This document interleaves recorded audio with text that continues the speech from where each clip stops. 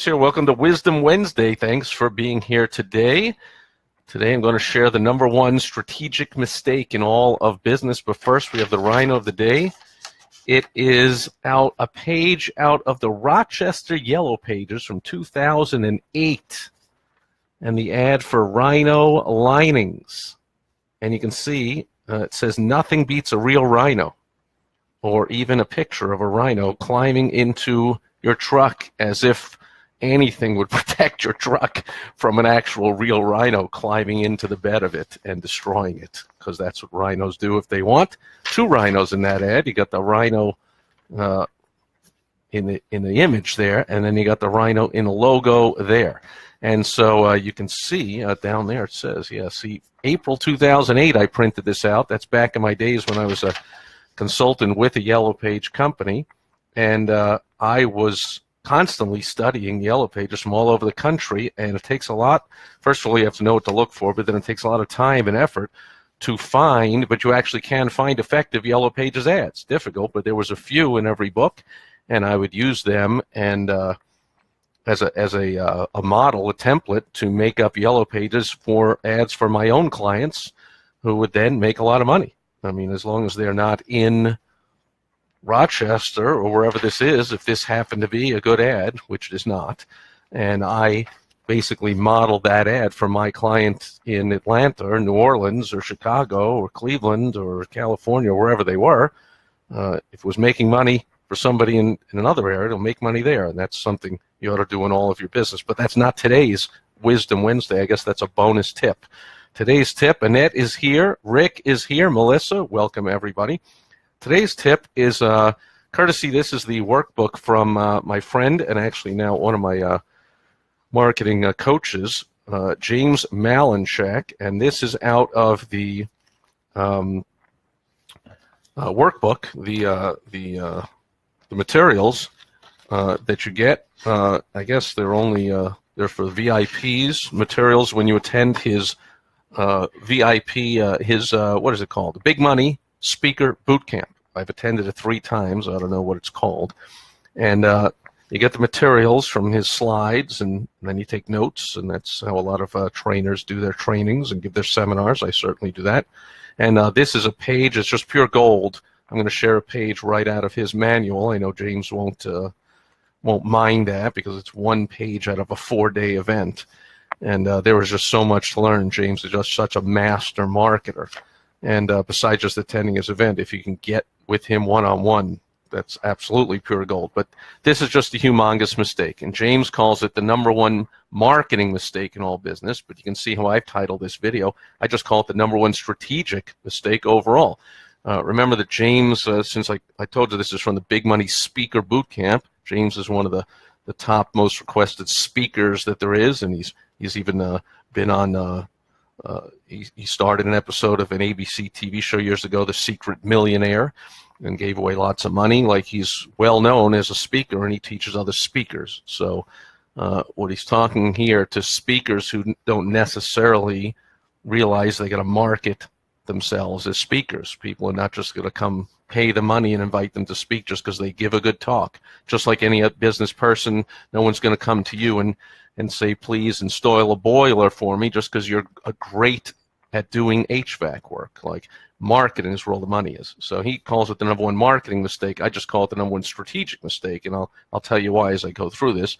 But he claims, and this not James didn't come up with this. This is an old saying among all successful business people. We know this, that creating a product or service, you see James puts in a speech topic because he's talking to speakers, first, and then trying to find someone to buy it. Humongous, major, to me, the number one strategic overall mistake.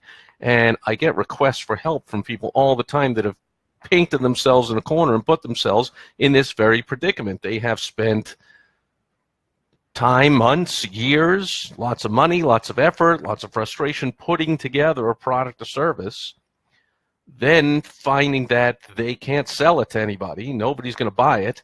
Then they come to me and think, gee, I need help selling this thing. Well, yeah, you do need help selling it, but you've already just made the biggest mistake in the world. You've created something, and then you're trying to find someone to buy it. Okay, you've created your product, your service first, then trying to find someone to buy it. So how do you cure this mistake? That's today's Wisdom Wednesday tip, is clearly you reverse this. First, you find people that want to buy a certain product or service, and then you create it. Simple as that. So you find a need, and then you fill it.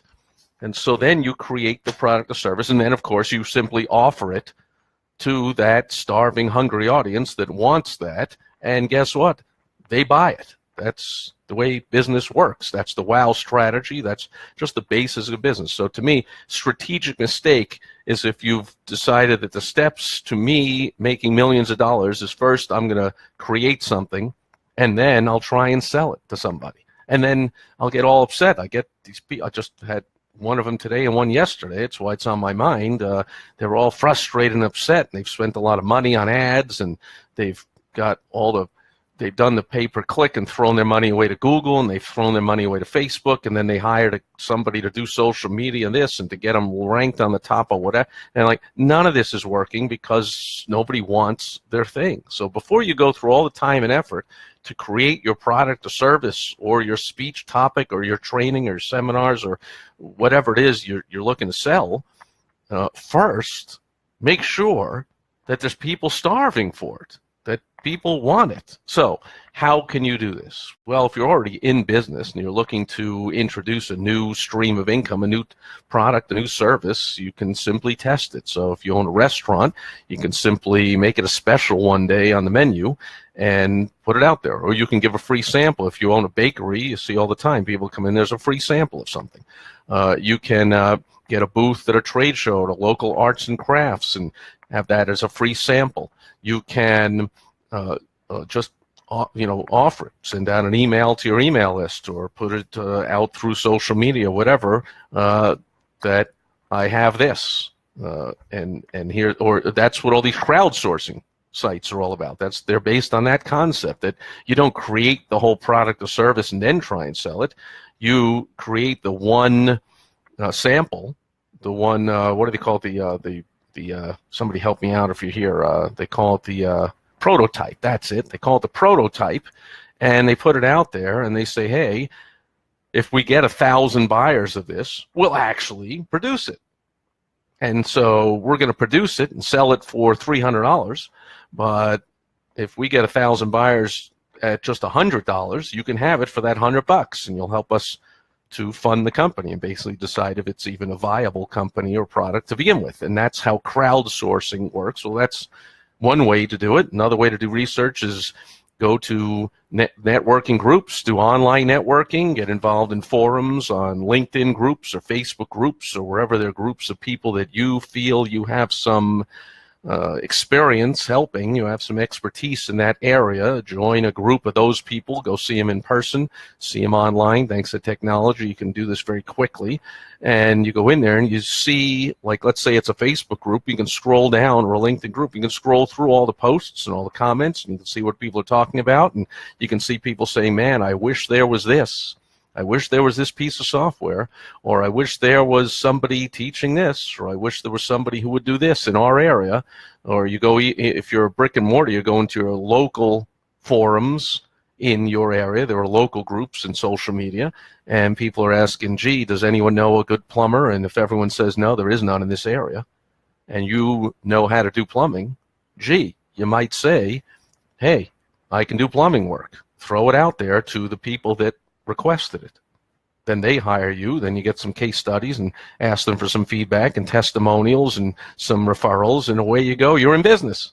That is a bazillion times smarter way of doing it than just saying, hey, I'm a plumber, call me, when nobody is looking for. There's plenty of plumbers around. There's plenty of whatever in that town, or there's plenty of people doing such and such. So look for a need and then to fill it. You don't want to make the number one mistake in business, which is first putting all your time and money and effort. I feel bad for these people when they call, oh, I spent over $100,000 and took years, and I put all this together, and I got 52 videos, and I got all my PDFs, and I got all my this and my that, my workbooks, and I got it all put together. Can you help me sell it? And my comeback is always the same. My response is always the same. Unless you're drastically willing to completely just get rid of all of that and start from scratch and produce something. I mean, maybe we'll end up producing that, but maybe we're going to produce something completely different. But if you're willing to do that, then I can work with you. So that's a mistake I made years ago, where I would take on these startups who would come to me, and all the time hey, I made this movie and I can't get funding for it, or I wrote this book and no one wants to buy it, or I have this service that I can do and I can't seem to get anyone to buy it, and you're an expert marketer, Steve, can you help me? And I made the mistake of saying I would and I could. Like, that's going to take a lot of money, a lot of effort, a lot of testing, I mean, you could get lucky and it works on the first go round, but that could take a long time and a lot of frustration, a lot of effort, a lot of money, a lot of testing. And unless you've got all that money, you're so well financed and you got all that time to wait and you can put up with all that frustration, that's not going to be a viable client for me. So if someone will say, I'm having trouble selling this, Steve, can you help me? I'm like, yeah, but first let's find out what the people want. And if you're willing to change your product or service around to be that, then of course it's easy to sell, and it all seems easy. So there's a lot of research to be done. So before you go creating something, please research the number one most important thing, which is the who. The first W in the WOW strategy, the who, the marketplace, the potential buyers. Do they want whatever it is you're going to create? If you're on the crowdsourcing again, or you go on the Shark Tank show or something, they'll come on, they'll ask, hey, what are your sales? I don't have any yet, but I have the prototype here. Now, usually those sharks and angel investors with the millions of dollars to invest, they don't want to get in that early. They want some proof of concept. That means people are buying what you're selling. Makes sense? So that's Wisdom Wednesday for today. Hopefully I have in the past, but hopefully you're not making that mistake right now. If you are, you're frustrated, and you got to be willing to scrap the whole thing and start over, starting with the research into the who, the market. What do they want? That's where it starts. It doesn't start with I create a product and then I try and sell it. It starts with what do people want, then I'll create it. Make sense? That's Wisdom Wednesday. So Bill's here, Scott's here, Chad, Jim, good seeing everybody. Any questions, comments, concerns? Am I right? Am I wrong? Am I way off base? I'm open to anything you want to say. Rick says cheers. Cheers to you as well. I don't even have a glass of water anymore on the table because my beautiful wife, Michelle, came home, and I'm going to head downstairs and have some dinner. But I'd raise a glass to you if I had it. And I have well, I'm attached with the headphones now, but I got all kinds of Rhino mugs and stuff around, so I'll just say cheers. I got even a Rhino beer up in the corner that I've shared before as a Rhino of the day. So I'll say cheers as well. Thanks to everyone being here today. I'll be back tomorrow. We'll have some fun with Throwback Thursday. I'll be sharing a blast from the past, not including today's Rhino of the day, a 10-year-old Yellow Pages ad. I'll be sharing a blast from the past, and we'll have some fun, and hopefully I'll see you here tomorrow on Throwback Thursday. Thanks for being here today. Over and out. Bye-bye.